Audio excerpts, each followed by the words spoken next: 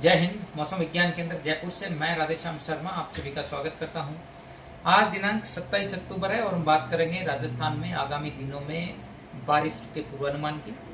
सबसे पहले यदि देखें तो बंगाल की खाड़ी में एक चक्रवाती तूफान मोन्था फिलहाल साउथ ईस्ट अरब सागर की खाड़ी में बना हुआ है।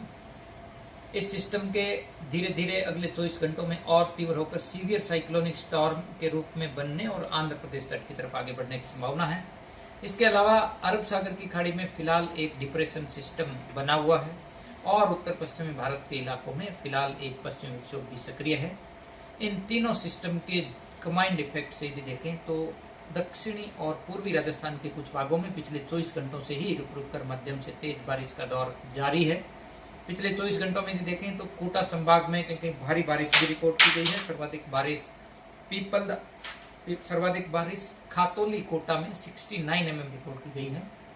इस सिस्टम का सर्वाधिक असर दक्षिणी और दक्षिण पूर्वी राजस्थान के कुछ भागों में अगले 48 घंटों तक जारी रहेगा। यानी आज 27 अक्टूबर को विशेषकर उदयपुर कोटा संभाग के जिलों में कहीं कहीं भारी और अति भारी बारिश भी रिकॉर्ड हो सकती है। जी हाँ, यानी कि दक्षिणी राजस्थान के उदयपुर संभाग और आसपास के जिलों में कहीं कहीं अगले 24 से 48 घंटों में 100 mm से ज्यादा भी बारिश रिकॉर्ड होने की संभावना है।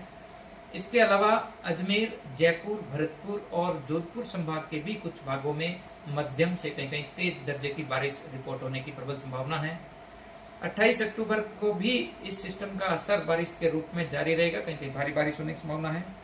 29 और 30 अक्टूबर को भारी बारिश में जरूर कमी होगी, लेकिन हल्के से मध्यम दर्जे की बारिश की गतिविधियां दक्षिणी राजस्थान में जारी रहेंगी।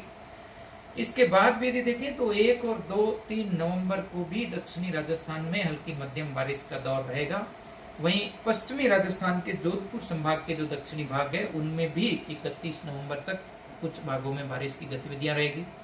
इसके अलावा बीकानेर संभाग और शेखावटी क्षेत्र में आंशिक बादल जरूर छाए रहेंगे। हालांकि बारिश की संभावना फिलहाल उत्तर पश्चिमी राजस्थान में नहीं है। तो कुल मिलाकर के इस सिस्टम का असर दक्षिणी और पूर्वी राजस्थान के इलाकों में अगले 3-4 दिन जारी रहेगा।